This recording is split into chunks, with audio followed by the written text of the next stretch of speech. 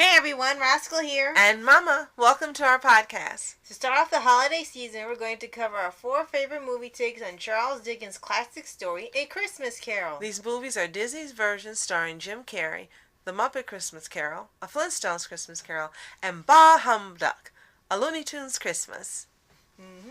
We watch these every year, with a lot. We actually have a lot of holiday movies we watch every year traditionally, so you're going to see most of them come up later in the month. And there's just been a plethora of different takes on A Christmas Carol, both live action and animated. Right. Some have where it's in the time period of the Christmas Carol, or with trademark characters in place of them. They're taken in present day, some with different animals, time periods. Some female instead of male. Right. Even little cartoons like My Little Pony have done their own variations of the story. And in each time, you never get tired of hearing the story, no matter who does it and what style. Unless it's laughably bad and you just love how they manage to do it. Even people online do fan-made versions of it where either it's their own original story or they use existing characters to create the story. And each time it's still handled very well. Well said. We'll start off with Disney's version starring Jim Carrey, which is animated. And is it motion capture? Yes, and this was one of the last movies by the studio that had, the Polar Express and Mars Needs Moms, which we won't discuss. And the movies by the company, this is one of the last few movies that they did due to the criticism towards the animation. And unfortunately, this was one of them. Well, I absolutely love this version. I was very surprised and very captivated by the story. I mean, it was done in a darker way, which from what you've told me, having read the original book, the story originally was darker. Yes. So this stayed truer to the original story itself. I thought the animation was fine. It definitely was not creepy like Mars Needs Moms. That's just the creepiest one ever. I loved all of the expression you could see in Jim Carrey's face doing these multiple characters. And I thought it was a great movie.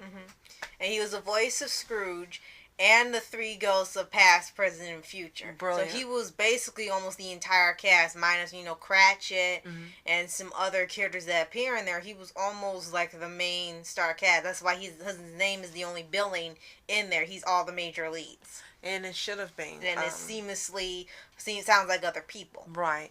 Brilliantly done. Again, because of the dark nature of it, I wouldn't recommend it being shown to younger children. But as long as you're preteen and up, this is a version that if you haven't seen, you definitely should see. Jim Carrey is brilliant. The writing was brilliant. I thought the animation was very good. And it has actually become one of my favorites to watch every year. And this could be why it did not take off as well as many of the others. Disney is no stranger to doing darker themes, like they've done with the Nutcracker, where a mostly kind-hearted, lighthearted story have given the dark edge to make it more interesting. Christmas Carol already had that. They've just made it more kid-friendly because all the companies that have done the story were targeted for younger kids. And maybe that's what turned people off, because it was too dark, and showing kids are like, this is too dramatic with certain scenes that depict graphic things. It was true. Well, it's definitely not for kids. Yeah, it's definitely and not maybe for that's why kids. people were not as excited for it as with other versions, because it was too faithful to the book and wasn't kid friendly and all changed up and lighthearted like the other ones, and perhaps that's why it's considered underrated or not as great as the others. I think it should have been marketed differently. If it had been marketed differently, then people who went to see it would have expected something differently. However, if you're the type who likes dark theme animation, especially like the new DC movies and so forth, then this version of A Christmas Carol is absolutely positively for you. Yeah. Next up, The Muppet Christmas Carol. Yes. And I've actually done a movie Can I on have this. his food? Oh yeah, okay. We'll tell you what that part means in a minute. A while back, a long time ago, Disney acquired the rights for the Muppets, and this was like their first time having the Muppets in a public domain story. Later on, the success of Christmas Carol led to Treasure Island. When that didn't do so well, they decided to just do their own story movies and left Christmas Carol alone. And in this one, the Muppets are acting out the characters from the movie. Gonzo is the narrator, Charles Dickens. Rizzo's an extra. And they have Michael Caine play Scrooge. Wonderful. And he and his family are the only characters in the movie that are not Muppets. Right. In this setup, it does have Muppets and humans together, but just Scrooge and his family are the only ones that are human, and everyone else is portrayed by Muppets. And Kermit is Cratchit. And Miss Piggy is his wife. Right, I was like, okay, you saw that coming. With piggy children. Right, and you had... And a Muppet child. Waldorf. And a Froggy child. Right, and you had Waldorf and Stratford as Marley brothers instead of one Marley, right. Two Marleys. And they also had a couple musical parts of the movie. And the great part about it is that it never felt like they were just adding a song in, because Disney has a habit of throwing songs in, whether it's needed or not. Just you need that CD out. Yeah, you need that CD out now. The songs fit in within the story. One or two were probably just thrown in, could have been taken out, but most of them were part of the story, and they tell the story. And it just kept it moving along. It didn't stall. And on top of it, they were very fun to listen to and very catchy. From beginning to end, each song is just very heartwarming, very catchy. You get in a joyous mood when you listen to them. Even with Scrooge's opening song, is a really catchy tune. The Marley Brothers song, the song sung by the Ghost of Christmas Present, even the one sung by Tiny Tim, all of them were just really, really great. I think Michael Caine was a brilliant addition. This movie does have a little darkness, but I think Michael Caine pulls it off brilliantly. And because he is the human that's doing it, it works. It's not all throughout the movie, but the elements of where it gets darker is when the third ghost visits. Right. And you really get that dramatic performance from him. Right. And the Muppets support it. It works. Right. And again, he was brilliant. He was absolutely brilliant as Scrooge. He's a brilliant actor. He worked. It flowed so that it seemed normal and right that he was living amongst all these Muppets. Right. And a lot of people really love this movie. Yeah, you have some few naysayers, mostly about the actor, but for the most part, it's considered one of the best adaptations of A Christmas Carol. What do you have to say about Michael Caine? He did not act well with the Muppets. Like nostalgia critics say, like he thinks he can act with the Muppets, so he just does better without acting with the Muppets. He just act by himself. I was like, why are you gonna put that down? I was a little surprised when people had a little issue with playing Scrooge, but personally, and I've seen lots of people say he was great for the role because he wasn't doing a different version of Scrooge or an adaptation of Scrooge or Scrooge McDuck. He was just Scrooge. He could just be the character of the book and just play it straightforward. Not with any type of twist on the character. Just Michael Caine as Scrooge, and that's what really delivered the performance and what made it stand out. Okay. It also stood out because he's a brilliant actor. Sir Michael Caine is a brilliant actor. And maybe people aren't used to seeing him in the element of where he's with Muppets. And because of that may be why they tended to be critical of his performance. But it worked. It worked, and it was great. And I look forward to seeing it again. So if this was one that you haven't seen yet, you need to watch it. And see another, as we mentioned, a different take with Muppets and humans living together in perfect harmony after the visits of the three ghosts. Right.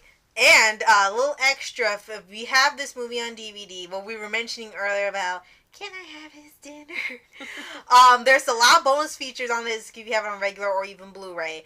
And they show bloopers and deleted scenes, like different scenes that were cut from the movie, or an extended version where you got to see what it was like in the theaters. And one of the bloopers or deleted scenes, one of the Cratchit children is like, after Tiny Tim had passed on, it was supposed to be a sad moment. Right, and when you were seeing what the future could hold if things continued on the path they were going. Right, and then all of a sudden when the kid says that line... One of the two pig girl twins. Right, and all of a sudden she says, can I have his dinner? And then they have to cut it out because like you just destroyed the whole mood of the movie. But yes, if you go to there, you have to look at that. That is like the great parts of the bonus features. Okay, our next movie is The Flintstones Christmas Carol. Mm-hmm. And in this version, the Bedrock is putting on a play of the Christmas Carol, and Fred is cast as Scrooge. And he's pissed off Wilma. Right. He gets so invested into playing the star, he accidentally becomes Scrooge, but he kind of neglects his daughter. He puts his priorities of playing the part over everything else. And they kind of teach him his lesson within the play, so it made it more realistic to the audience. And yes, he got the crap knocked out of him throughout the movie because that's funny. Well, it was done in true Flintstones fashion. Right, a slapstick. And it was nice that they did this version because Flintstones originally appeared in the 60s. And they no longer show it in syndication. There's no longer, of course, no Boomerang. So there may be a lot of you listening that have never seen the Flintstones. Mm-hmm. So this movie actually gives you a taste of what the original series was about.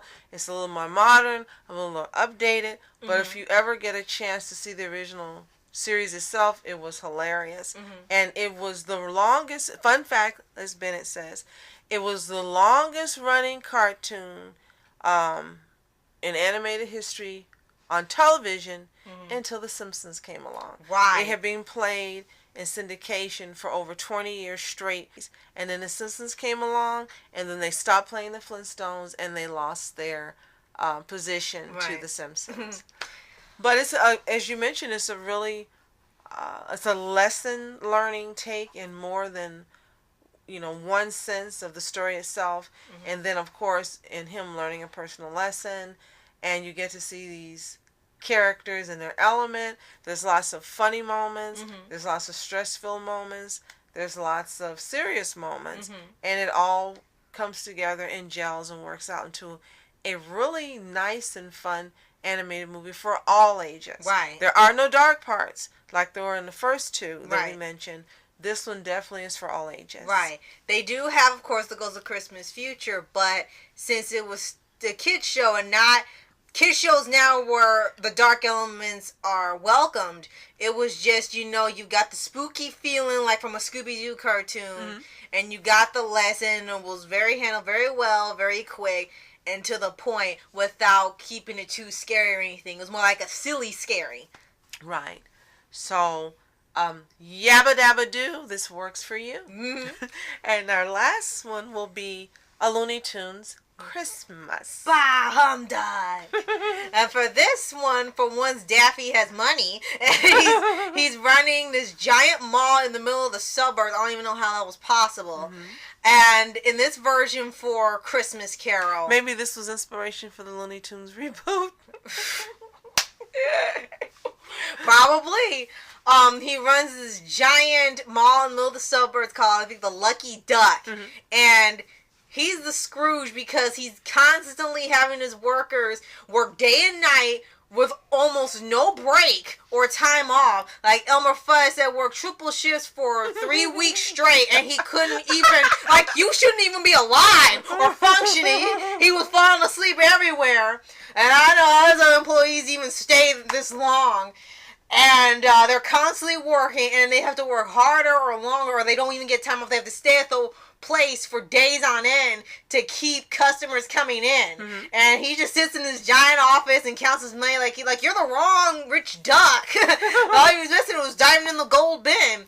And then he's visited by Sylvester playing a deceased billionaire, and he's going to be visited by these 3 ghosts, of course, past, present, and future, played by other Looney Tunes characters.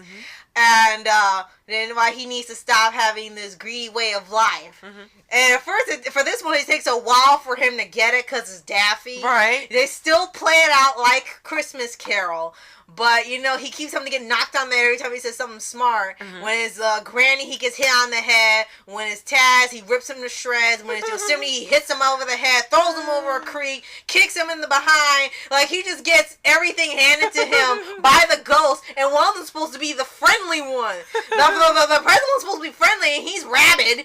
And then the future one's curmudgeon, and then the first one's just no nonsense. It's like, so he doesn't get a break at any point in the movie till he finally gets that he can't act like this anymore. Well, that's okay, because Daffy never gives anyone else a break himself. Right. So it was fitting. Right. And then, of course, you have Porky Pig. Well, they didn't play Christmas Carol characters this time, except for the ghosts. They were still playing themselves, but in sort of this different canonical world. Right. And the Looney Tunes character just worked for him. And Porky was the Cratchit of the story, and he had a little daughter that he always tried to get home to, even though he has to work day and night at this jerk's place. Well, this was the most fun out of all 4 because it's Looney Tunes, and it had to be fun, while at the same time conveying the message of the original story. So, if you love Looney Tunes, and you just want to see them in a different element, and you want to see Daffy finally have some money, then a Looney Tunes Christmas is for you. Yeah. If you have any suggestions for other Christmas Carol movies that I know we probably did not cover here, or you find that your favorites, like maybe for episodes of shows, or just movies in general, let us know in the comments. So if we haven't seen them, we can check them out. And if you've seen any of these movies, let us know which one. And let us know which one is your favorite. Right. In the comments below. Yeah. So thank you for watching, and tune in for the next Christmas podcast coming soon.